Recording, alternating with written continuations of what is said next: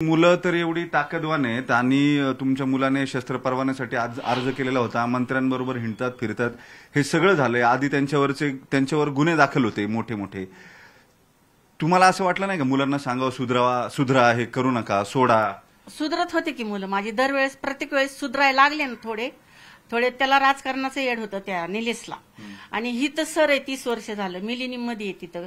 आधी दिव रोडला होता, नंतर अभिनवला होता आणि नंतर मग आता मिलिनियम मध्ये. तर 30 वर्ष झालं तो सराची सर्व्हिस करतोय चांगल्यापैकी. मी त्याची आई ना, मी कशाला खोटं बोलू. माझी 2 लेकरं आहेत. मला वाटतं का की असं रोज पळावं म्हणून? नाही वाटत ना पंजाबी आईला.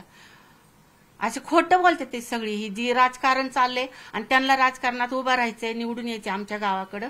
तर म्हणून ही सगळा घाट घातलाय त्यांनी. म्हणजे की त्यांनी उभाच राहू नये निवडणुकीला दोघा भावांनी.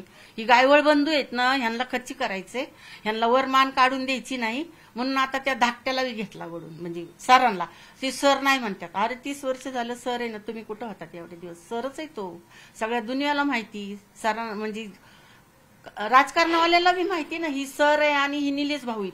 आणि निलेश भाऊ पण त्यांच्या केसी जे होत्या ना काय, त्यांच्या सगळ्या नील झाल्या. आणि त्यांना पण म्हणजे आता सगळं वकिलांनी निर्णय दिले, समजा जजनी दिले. आता त्याला चांगलं जगायचे, त्याची मुलं शिकल्यात चांगली परदेशात हे. पण मग ही पण असं खोटं नाटक करून त्याच्यावर आरोप करते ते दोघांवर. म्हणून आता आम्ही काय करावं तीच कळा नाही मला. म्हणजे मी काय करू आई?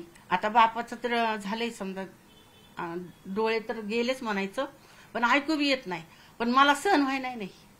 मी सांभाळ्यात माझी मुलं कशी सांभाळ्यात मी सांगते तुम्हाला.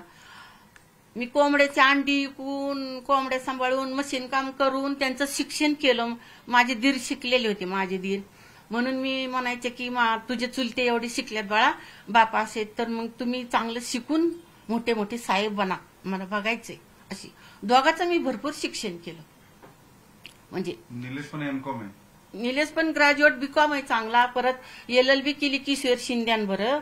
चांगलं शिकला निलेश पण. मला माझं शिक्षण झालं नसल्यामुळे मला सगळं सांगता येत नाही.